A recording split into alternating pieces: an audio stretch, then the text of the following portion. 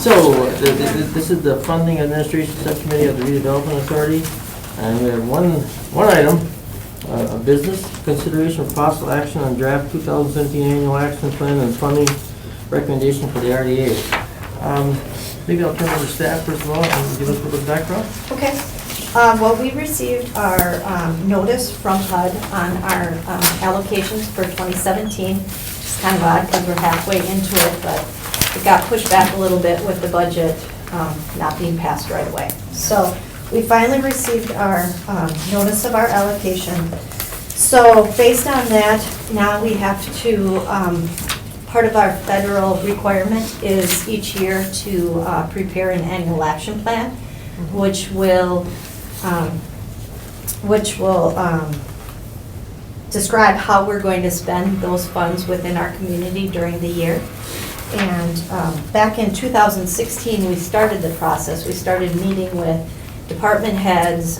We had a public hearing for the public to come in and comment on the needs of the community, because we thought we were going to get this funding a little bit earlier, so we started it way back then. We compiled all of that information during that time frame, during 2016 up till now. We've been compiling that information. We did release public service applications for nonprofits to apply for funding as well during this time frame. We received those. We received 9 of them, and five staff received each one of those applications, scored it on the evaluation form that is attached in your packet. I compiled those scores and we ranked them highest to lowest, and we decided on funding. We budgeted funding based on that.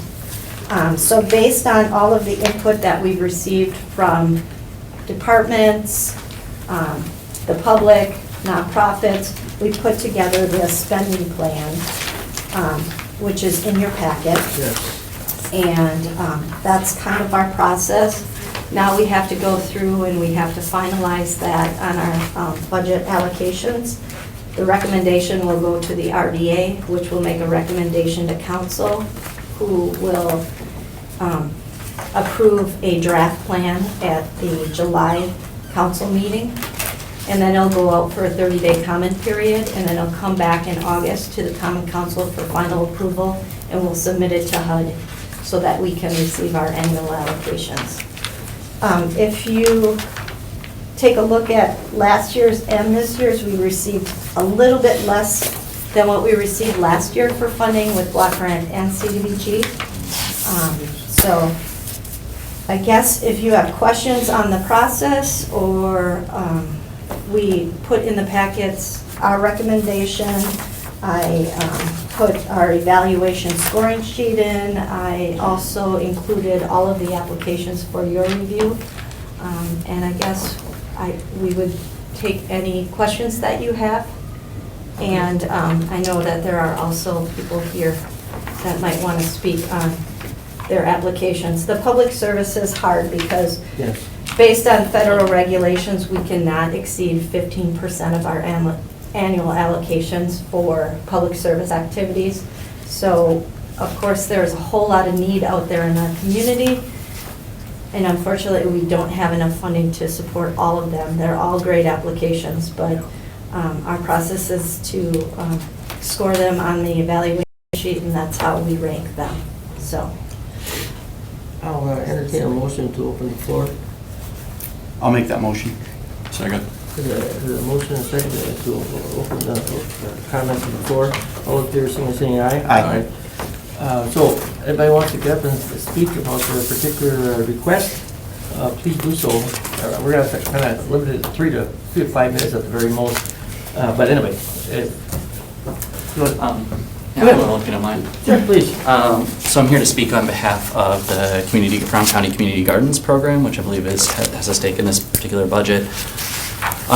Just for some background, I'm a researcher at St. Norbert College. I'm an assistant professor of English, and I'm doing and the director of the Writing Across the Curriculum program, and I'm doing some community engaged literacy research, so a lot of research about communications. And as such, I've had access to a lot of information about the program that I wanted to disseminate to you. Could you give us your name too?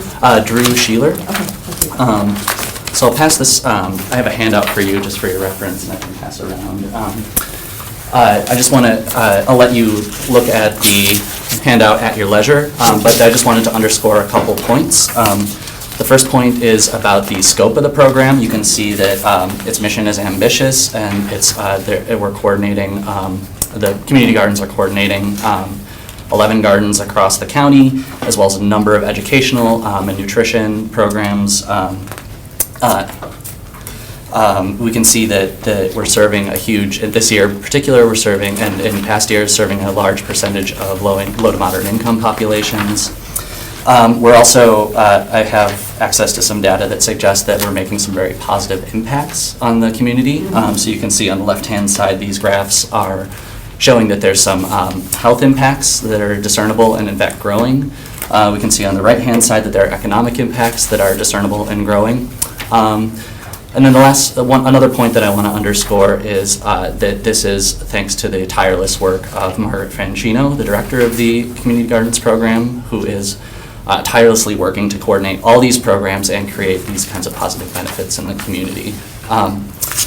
The other piece of information that I wanted to share with you is on the backside. I didn't have time on short notice to work with my colleagues to process these quantitative data. But Margaret provided us with some breakdowns of the effects that the program is having in the county versus the city, because I believe that part of the decision here is to bring the program into the city. And so here, I just wanted to provide some of the information to show you that 93% of gardeners, for example, in the upper right-hand corner are residents of Green Bay, as far as we can tell, based on registration forms. But a good deal of the economic benefits, up to $225,000 worth of produce are being produced in the county gardens. And these are data that are suggesting that there is a good kind of synchronicity between the gardens in the county and the gardens in the city. And if I can be so bold to make a recommendation, I would say that trying to preserve those synchronicities would be important if there are any administrative changes that come with this year's budget. Other than that, I think that's all I have to say. Thank you. Great, thanks. Thank you very much. Anybody else, please? So the staff recommendation was 40,000 for the gardens. Well, what we had looked, Yeah, go ahead. but what we had looked at was, and when we first started funding the community gardens, it was a full-time position through the county, and then the county changed that to a half-time position, basically saying the city could come up with the other half of the money. We are very, let me just state, we are very supportive of community gardens in the city, as well as the neighborhood division. So every year it's been this, how we're going to maintain the funding for this, Right. in hopes that the county would resume that full-time position through the extension. This year, we're into the third or fourth year, I think, we're funding the program now, and we still believe that this position should be funded in full through the county. It's a county-wide program. Green Bay is part of the county. We believe it's an important part of it. So, and we did, that being said, the ranking was done. Community gardens did not rank into the allocations that the staff recommended. Right. But we knew that community gardens were important. Food security is very important to the city of Green Bay. So we set aside an allocation, hoping that the county would provide that full-time position, but if they didn't, we would have at least some money in the bank to decide whether or not, we wanted to do our own community garden program with the city. That's why we have that separate allocation. The goal is not to pull them out. The goal is actually to encourage the county to fully fund this position again. So that's why the allocation is there. Okay, because looking for the write-up this morning, there is no actual write-up of the community gardens. The application is in here and everything, and the request was 26,000. Right. Okay. Yep, they did apply. It's under UW extension. Oh, okay, that's right, that's fine, thank you. Yes, please. I'm Cheryl Williamson. Here's our program guide, which we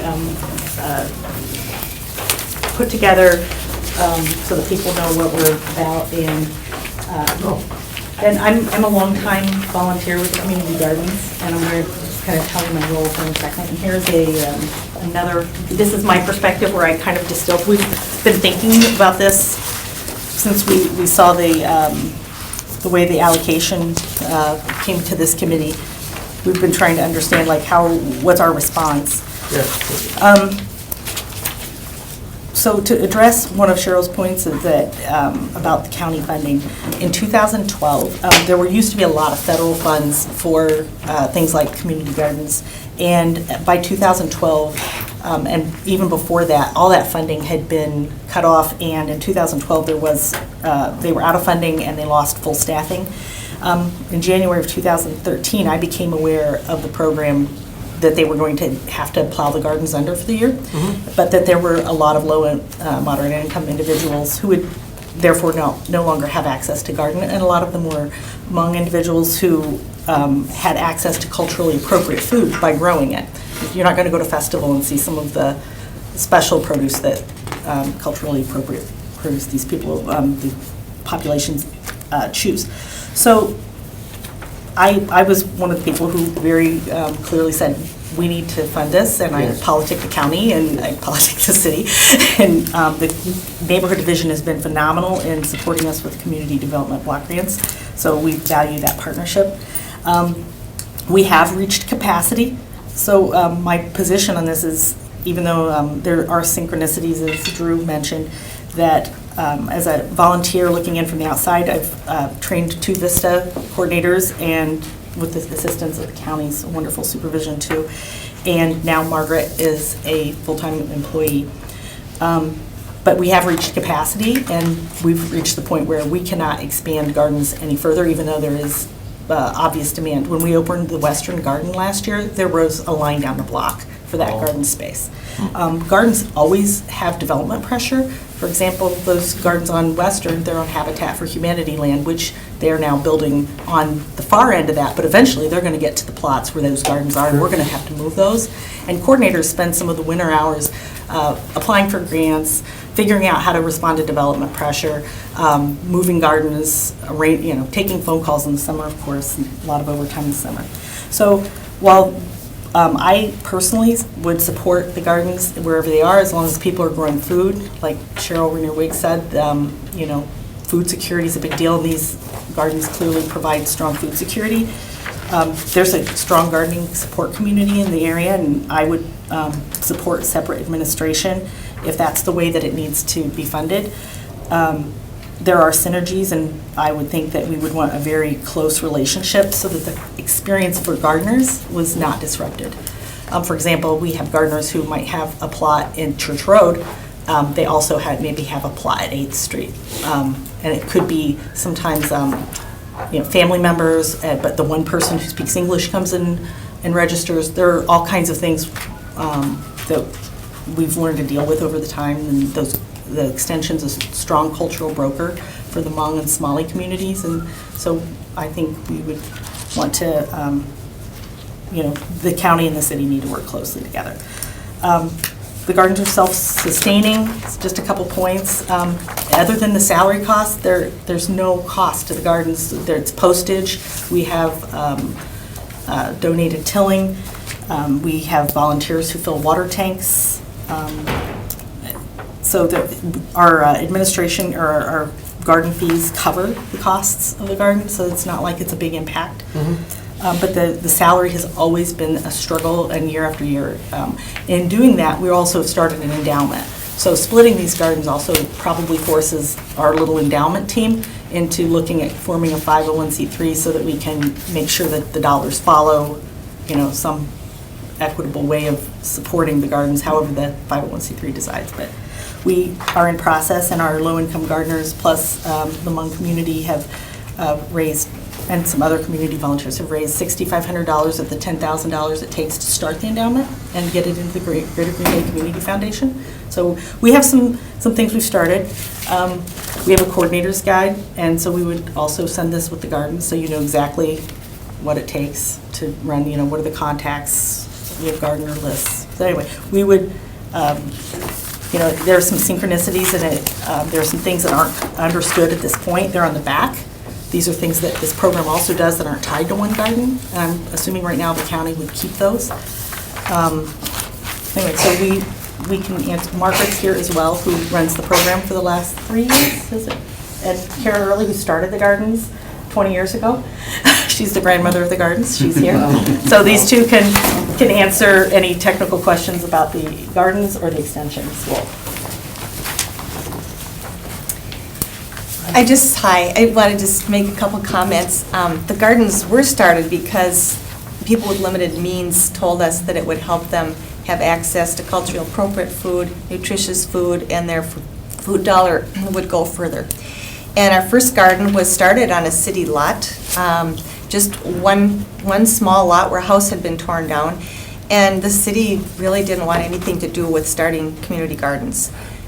So we've built it over 20 years, and at one time we had 17 acres, but as Cheryl said, development pressure changes land use and policies, and that requires continual observance by someone who's working on all those kinds of things. No matter what happens, Extension, is committed to doing whatever we can to have a strong community garden program, and we appreciate the city's support in acknowledging the importance of it and putting it in the budget. Right. That being said, if you talk with other communities, you will find that community gardens that are a unified program have a much stronger presence than dividing them among organizations. And that was one of the goals that we had, to have a strong presence in our county, that everyone was working together, and our resources can go further that way, and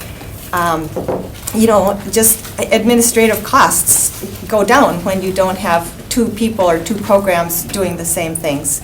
So I just, as you make your decisions, this came up really quickly, for us, so I'm kind of just speaking. I was in Madison yesterday, and I'm just kind of speaking from, off the cuff from, my experience and what I know. We're really fortunate to have recruited Cheryl at a time when the gardens were at risk, and Drew when we really needed to have more hard data on extended value-added benefits of the gardens, so that people in decision-making positions can fully appreciate the benefits of the gardens, the way that they're run. They're much more than tilling soil and signing people up for gardens and making sure there aren't weeds there. There are things that go on all year round, and education with policymakers and individuals gardening are all part of that. So we hope that there's a way that we can look at everyone's budget constraints and the benefit to the people who we most want to be able to garden, and then that value-added benefit to our community to have even a stronger program than what we have now. That's the goal. So how much staff runs this, a paid staff, just one person? Just Margaret. Okay. And Cheryl volunteers, and I have a kind of a I just make sure that we don't lose them now, right? But we do have the ability to get more AmeriCorps Vista. I mean, Margaret, we hired as AmeriCorps Vista, and we had one person before that kind of kept us afloat. But even though we're at capacity now for what Margaret is able to do, there are ways of getting other people involved during our busy season so that we can extend. And it sounds like you have lots of volunteers. The gardeners, Themselves, yeah. are, right, themselves. Yeah. Mhm. And we have a board, we have a garden board. And if you want to hear maybe about the volunteer portion of what's involved, Margaret is intimately involved with them, and maybe she can speak more about any of those direct questions. I think we're okay. Okay. Any other questions about this particular project? The request was 26, the award is 40.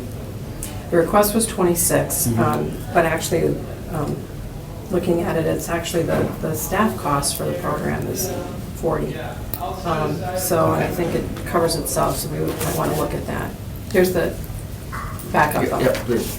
As staff, we looked at all of those public service allocations. In Right. fact, our CSI program, we are funding we've got it covered now because we've got 11 CSIs. We are slowly kind of morphing our CSI program in the police department. That'll be a request that'll come through budget, is that come under levy under the police department. So, you know, we've got a position we haven't filled in our department just because we don't know what's coming down the road with block grant dollars and home funds. This is a situation where this needs to be on a levy. It needs to be either on the cities, to make it foolproof. It can't be under block grant. It, you know, it needs to be under the county levy or the city levy, one of the two. Yes. You know, we as the city participate in, we have in the past in funding this halftime position. We provide a lot of the land that these gardens are on. Our Parks Department does a lot of the tilling on these. Yes. We've provided block grants to make improvements to like the Old North Garden, those types of things. I know there are gardens in the county, Hobart and Howard, I believe, correct? Are they participating? Are they putting any money into this to help as well? I don't think they are. You know, it's just one of those things where at some point we need to decide if this is an important function of the city, is it of the county? We believe that, we would hope the county would fund a Borough County Extension position and just put that money back into this position and fund the gardens full-time. Absolutely. We don't know what's going to happen, just like we don't know what's going to happen with the city budget. So that was our thoughts behind it. You're right, it's higher than the 26 request. We're allocating 40 just because we figured if we needed to hire a staff person, that's what we budgeted for, was the staff person. So this that's kind of our thought, is that at some point we need to make a decision about gardens on a levy somewhere. So this is kind of a stopgap measure. It's been a stopgap, right? Although I looked at last year's, I didn't see it on last year's. They were funded with carryover. Okay. We moved some money into the community I think you did gardens bring up one of the program. RDA meetings, didn't you? Yes. Yes, right. Yeah, okay. And what about carryover from 2016 funds? Is there anything available that could be applied? Yes, we do have carryover. We are also working on multiple other projects, an additional park project that we might be moving funds into there for a parking lot over at Seymour. You know, and DPW doing additional sidewalks in LMI areas. And things like that. So we have a lot of different aspects, and part of that is we can't go over that 15% gap, 15% cap on that. So public service is hard, because if we're at maximum with public service, moving additional funds into there will shoot us over that cap of 15%. Is there, then, does that take away the opportunity for us to fund the 26 that's requested and then use 14 of carryover from last year? Well, to do the difference? Doesn't apply to the 15%. I wouldn't think so, but It will, because it's 2016 funding. So when I'm recording that as part of, But it doesn't apply to 17. right, Yeah. doesn't apply to 17. Mhm. But we were at our cap in 2016 with what we funded for So public we were already service. there. Right, Yeah. right. We were at 14%. okay. Okay, since we have the floor open, is there anybody else who wants to speak about any of the requests or projects? Sure, thank you. Hi, I'm Kathy Cornell from Literacy Green Bay, and I had submitted a grant and also received a grant last year. I sent in a report from our results from last year. I'm not sure if the committee received our outcomes, and I just wanted to quickly share that so that you know what you funded. Literacy Green Bay is in a collaborative program with NWTC and the YWCA. It's the Children First Family Literacy Program. We work with adults who lack a GED that want to go back now and get that GED. They have young children, so it's a family literacy program where they can bring their children with them. Usually an identified barrier for adults to continue in programming is a childcare issue, so we're addressing that need. This is a collaboration that's existed for 4 years as it is, so we've seen some success. Last year, we served 43 families from Green Bay. 70% of them were minority families, of which 54% were Hispanic. 93% of them identified themselves as female head of households. The biggest targeted area that we served, or from zip code, were 20 families were from the 54302 zip code. So we're working with a very at-risk population. Of the 43 families that we served, 5 did complete their GED during that year's time. 14 were in a process of taking tests. And this is based on the data from January through December of 2016. So there may have been more graduates since then. So I want to thank you for the funding from last year and that you're considering funding our program this year. Excellent, thank you. And I don't know if you have any questions about my grant or results. I'll be glad to answer them. You don't show any for family literacy from last year? It was under the open public service. Oh, Last okay. year, we did not, last year, we just put a 50,000 in there, and then we, later on in the year, did the Teamwork awards. program. Right, Yeah. right. This year, we're doing it right up front, Okay. right at the beginning, instead of having to come back to you. Okay, and it was 5,000 last year? It was 12,000 last year. 12,000. It was 12,000 and we had requested a similar amount and I'm grateful for the 5,000. Thank you. Thank you. Once again, must be lots of volunteers to help out with this program. We utilize volunteers in the early learning component because the adult instruction is taught by an adult basic ed instructor provided by NWTC. So we do utilize teen volunteers to help out with the activities that we have with the early learning component, primarily evening and then in the summers when the high school volunteers would be available. If anybody applies to this program and cannot continue for some reason, they do have the option of continuing on in GED classes at NWTC or coming to Literacy Green Bay and getting a tutor who would work with them. So there are some times when people have to drop out or step out of the program and they'll just come to us and we'll provide them with a volunteer tutor. Very good. I can speak to the GED graduations. When you sit in on one of those, boy, it warms your heart to what people can accomplish when they decide to. Any questions? Any other comments in open session? Make a motion to close the floor, return to regular order. Second. The motion and second to close open floor and return to regular order business. All in favor, signify by saying aye. Aye. Thank you. So carried. The community service intern, Cheryl, as you mentioned, long-term, we're going to try and get that into the police city budget? Slowly, yep, every year we'd like to. Right now, the police department funds 5, we fund 7 Okay. through block grant, and so I'm kind of making that transition over there. And it It's looks really- like more than last Yeah, year, more. but there was carryover that we Correct. utilized. And this last actually, it may be less than 72, depending if we don't fill positions as they become open through CSIs. Right now, we have 11. But if we, if we're only going to fund fewer of them, we may not need all of that allocation. Hopefully, we keep our CSIs for a long time, but they do graduate and get other jobs. Right. And these are mostly police academy, NWT students, right? Yep, students going to school, generally being police officers. The program has really morphed. I mean, when it started out, it was very grassroots. It's still neighborhood-based, but it's really become a lot more happening, I guess, in the police department. They're actually connected to GERP through the computer, they're dispatched, they're radioed, almost morphed into a cadet program, which is great. That's Which is great. That's great. It's good for the city. but- Yes. year.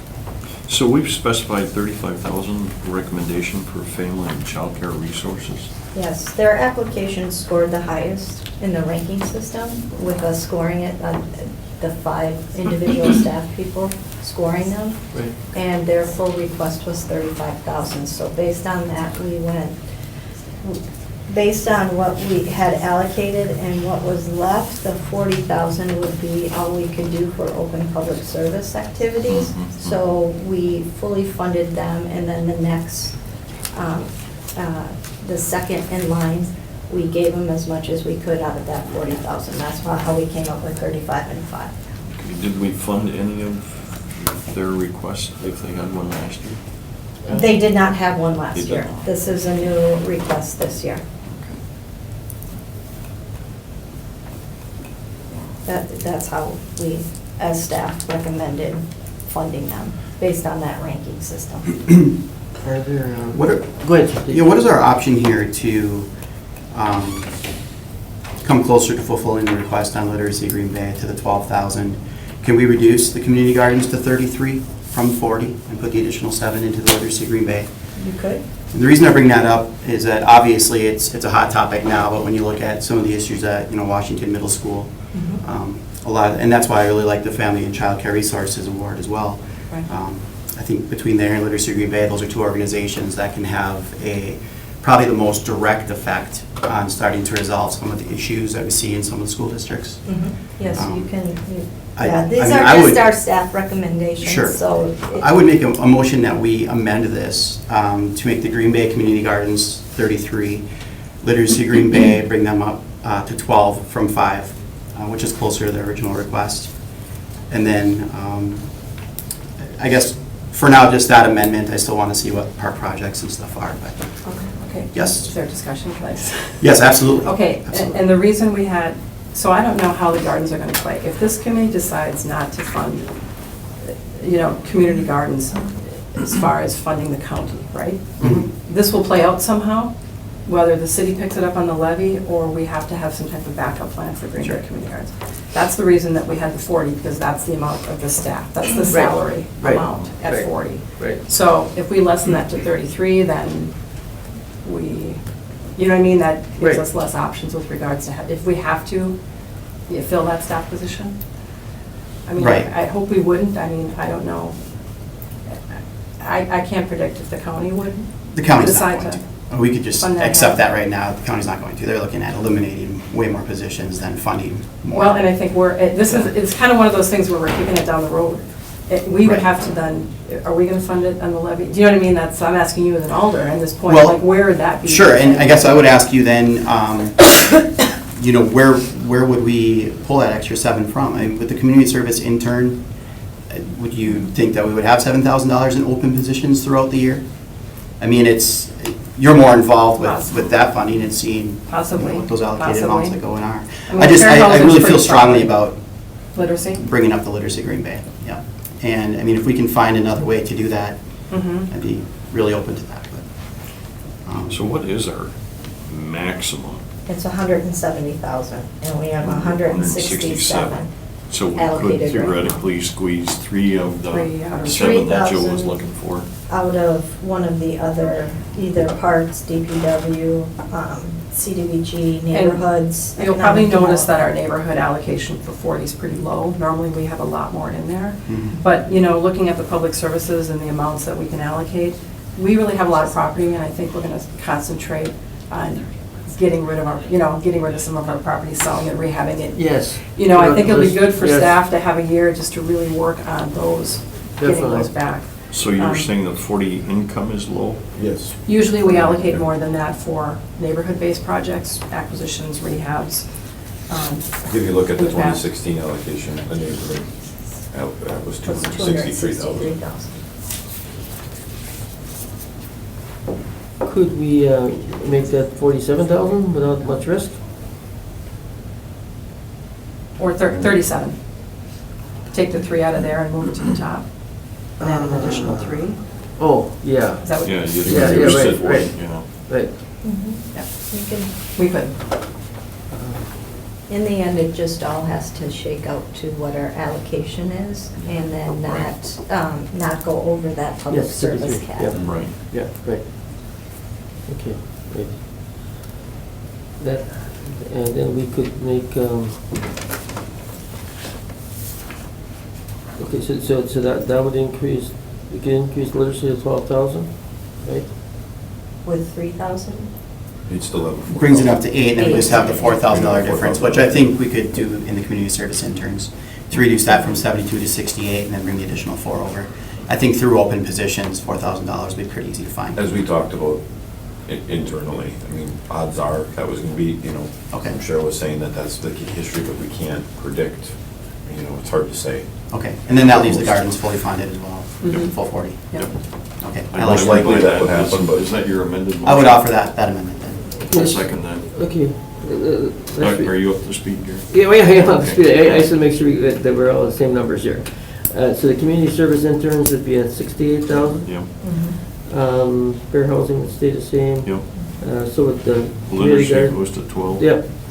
And that's basically it. And then the income goes to 37. The CDBG Yeah, eligible CDBG area eligible projects go to areas, yeah. 37. Yeah. And Yeah. any program income that, in this plan, each year, we do have CDBG loans that are out there as receivables on our books. It's through our deferred single-family rehab program. So some of them might pay off during the year, so that could be any program income that comes back. So that would be going back into that neighborhood program. Yep. So that, Okay. at the end, we're anticipating 80,000 at the end. I'd be curious next year to hear a report out on the family and childcare resources, given it's our first year of funding assistance. Sure. I got a couple other questions on here, but we got a motion and a second. You get that down? Yes, 68, and then that up to 12 and 37 for the neighborhood, or eligible. All those in favor, signify by saying aye. Aye. Aye. Opposed, so carried. All right. On the economic development revolving loan fund, the balance is more than 320,000. I mean, we've got the recommendation 200,000 and the program income 120,000, but as far as what's actually in that account, it's higher than 320,000. Right Maybe now, is it right no, now? right now, it's at, Really? Oh, really? it's only at 233,000. And Wendy has a loan that's coming through that will spend that money down before we even receive this money. Yeah, Okay. they've done a The great balance- job in Yeah, spending okay. that. The that balance in the allocation, bank account does say 500 and some thousand, Yeah. but 300 of that is for the Shower and Schumacher historical preservation of that building. Okay. So that's why the balance, you being on that. Right, yeah, That's what you were Right. thinking. That's Yeah, what you were I was thinking it was 233, Yes. whatever, but she's got a project coming in. Mhm. Right, Good. yeah, Very so good. that will almost take care of all of those funds Good, right now. all right. So the 320,000 will be going to that revolving loan subcommittee? I mean, eventually, yes, Yes. okay, that's fine, Mhm. that's fine.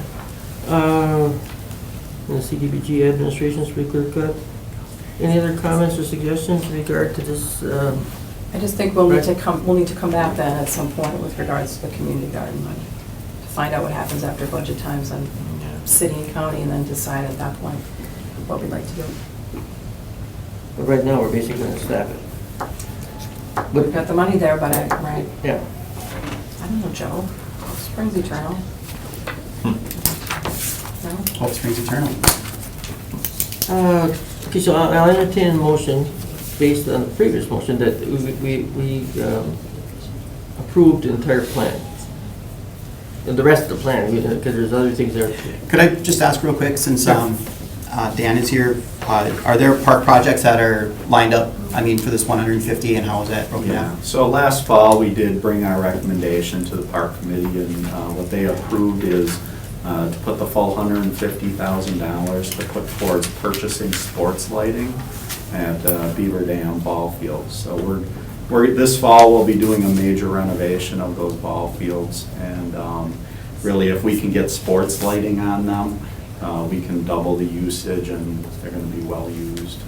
So that's what was approved at the park committee, and the recommendation was to pass that on to the RDA for approval.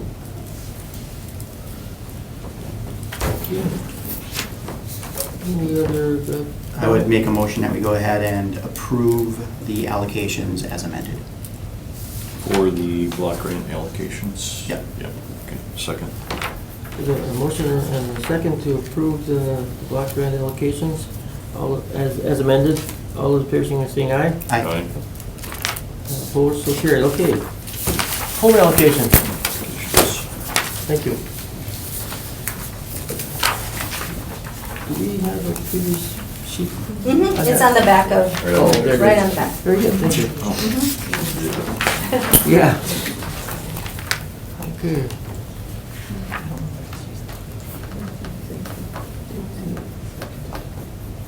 So last year, we didn't really have a recommendation on the, we just had the income. Right, Okay. and we have spent down that balance in the single-family rehab program, so that's now, it's a very successful program, and we do have a waiting list there. So we need to now replenish that with entitlement money again. So we are recommending that we use 100,000 of entitlement money, and then also the program income that comes in. Why don't you walk us through the rest of this then? please? Sure.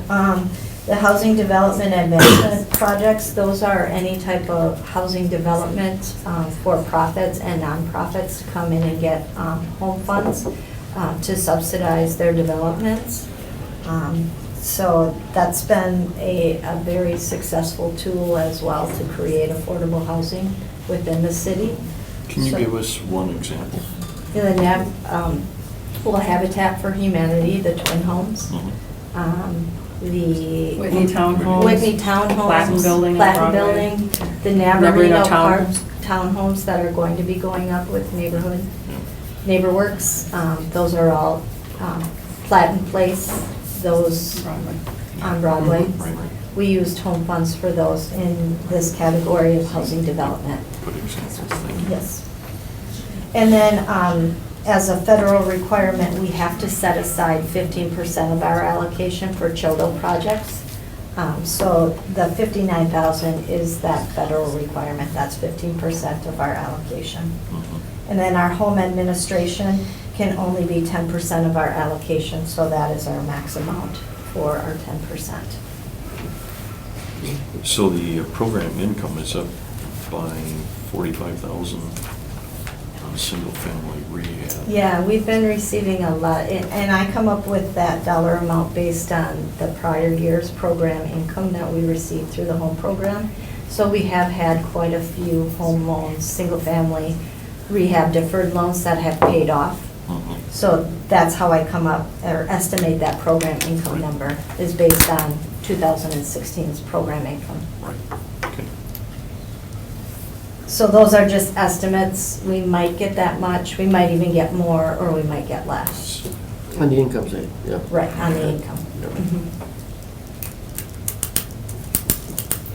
Certainly have a problem with that. Do you want to open the floor for Oh. another? We can't, is there someone who wants to make a comment, can open the floor. Make a motion, open the floor. Second. Good motion and a second to open the floor in regard to the home allocations. Aye. Aye. Oh, forget that part, forget that part. Speaking telepathically, I heard Look at Joel, Joel looks at me. Yeah, I forgot that part. All right, it's open, if anybody has any comments or suggestions of home allocations.